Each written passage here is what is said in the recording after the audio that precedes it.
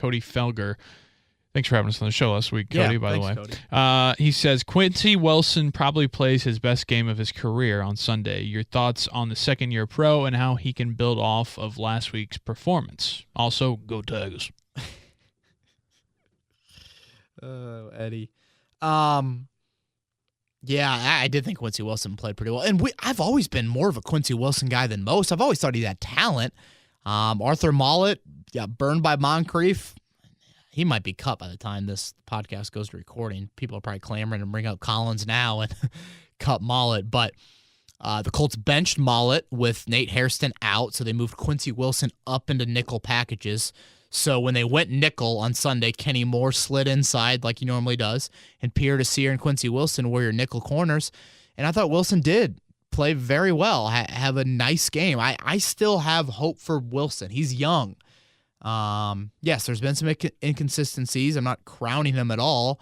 There's still questions, but I still believe in him. James Bance asks, how much should the Colts be willing to pay to re-sign Mark Lewinsky this offseason? Oh, nice amount. $7 million, $6 million. I don't know. I'd have to look deeper into the guard market. But yeah, I'd be willing to give Mark Lewinsky just about what he wants. I can't imagine Mark Lewinsky will command too much on the open market, but he's had a really strong year, and his Pro Football Focus grade is high. Maybe I'm not giving him enough credit, honestly. But yeah, I would be willing. And he's still young, and he's 26, 27. Yep.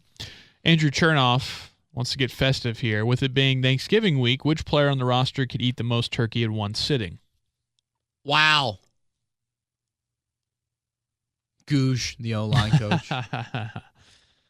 Who do you think? Nelson? Yeah, Big Q would be up there. I'm going Grover.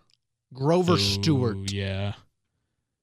What about Margus Hunt? I mean, he's just a giant human, so he has to be able to eat a lot. That dude carries 290 pounds. Like, he doesn't look big at all. I mean, he's big, obviously, but, like, he carries his weight so well. He could probably fit a lot of turkey into that stomach of his. Yeah.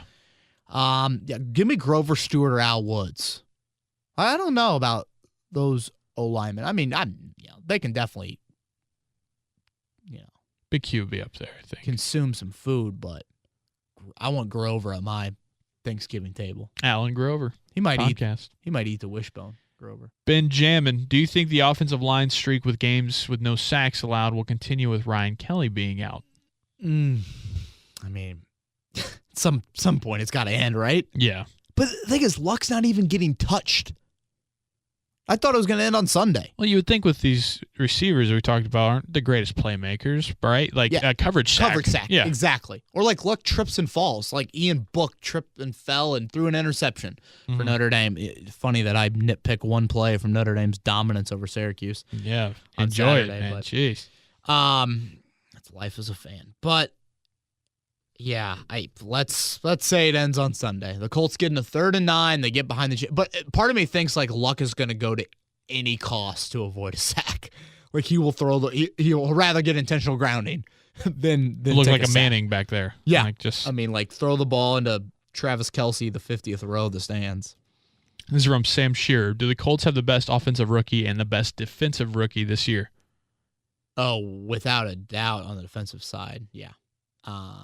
But again, when you're talking defensive rookie of the year debate, does Darius Leonard deserve it? Yes, but Bradley Chubb and Derwin James are going to get votes. Like, I mean, doesn't Chubb have like 9 or 10 sacks? Yeah. I mean, that's going to get votes. So I don't think it's going to be as big of a runaway as maybe people think it will. I think it should be convincingly Leonard. And yeah, I mean, to me, Nelson has been the most impressive offensive rookie. Maybe if Cleveland wins 4 of their final 6, Mayfield might get some votes, and skill guys are always going to get more hype, but I don't think there's any receiver that will garner that, and I don't think Barkley's had that big of a year. Good year, but not changing the way that Quentin Nelson has for sure. Right. From Aaron Redding, it seems likely in my mind now that the Colts could get to 9 wins. Do you agree? And if so, would that be enough for a wild card spot? Joey, I said 7 and 9. Coming out of the bye week, and yeah, I might need to flip those numbers. Yes, 9 and 7. I would say some people right now would put 9 and 7 as the baseline. Mm-hmm. Win 4 your final 6. They're going to be favored in every one besides at Houston. Yep. maybe at Tennessee week 17 will be a coin flip. If Tennessee hasn't just completely caved. Yeah. Probably. But the thing I keep coming back to, who's under center? Andrew Luck. I mean, Joey, he's no AFC playoff team wants to play him. I can assure you that. So yeah, it's look at the other quarterbacks of the 5-5 teams that you're competing with. Flacco or Lamar Jackson, Tannehill or Osweiler, the Red Rocket, Mr. Dalton, and Marcus Mariota or Blaine Gabbert. Take my chances. All those quarterbacks are on your fantasy football waiver wire if you want them this week. All of them. Yeah. From 9 and 7, I say is the baseline. From Kenneth Bigham, the Andrew Luck Revenge Tour has officially commenced, and he won't stop till he has busted into the playoffs. Do you think the Colts and Texans can finish 11-5? And if that happens, who gets the division? Oh my gosh! Wow. So the Colts would win out. The Texans would lose 2 games, so you would have split the head-to-head tiebreaker. So that means it goes to division tiebreaker. The Colts have lost 1 division game, right? Yeah, they lost to Houston.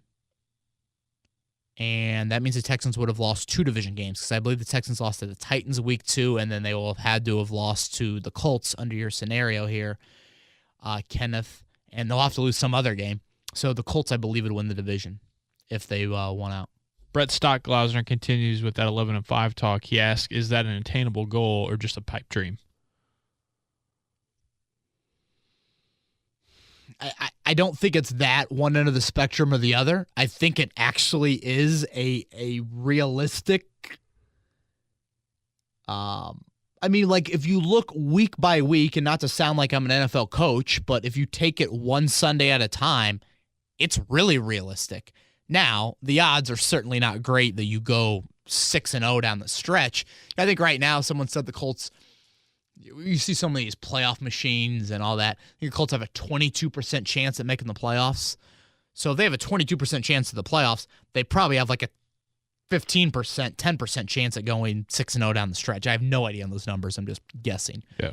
But it's not crazy talk, and I would have called it crazy talk last week or 2 weeks ago or a month ago. So, yeah, it's at least a question I'm not laughing at.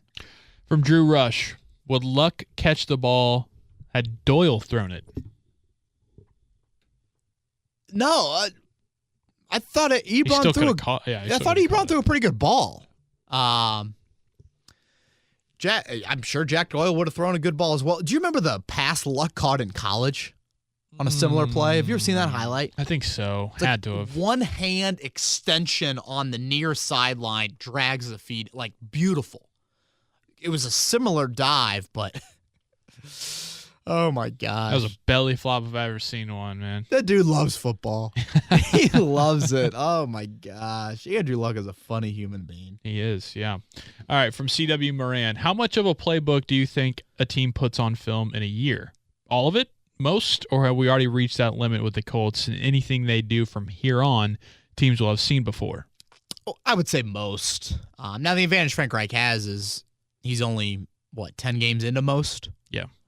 So I do think there is still more there, especially offensively. Now, on the defensive side, I think you maybe have tapped out with finally bringing the blitz like you did on Sunday. But yeah, I still think there's more there. Reich's put a lot on film, and seeing that these divisional teams a second time, especially away from home, will be different. But I still think there's a little more there. Yeah.